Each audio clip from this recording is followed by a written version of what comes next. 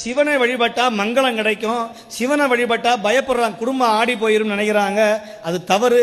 சிவனை வழிபட்டாதான் முருகன்கிட்ட வர முடியும், முருகனை வழிபட்டாதான் சிவன்கிட்ட வர முடியும். இந்த ரெண்டு பேரையும் விட்டோம்னு சொன்னா நீங்க வேற எங்கேயும் போக முடியாது, போக முடியாது.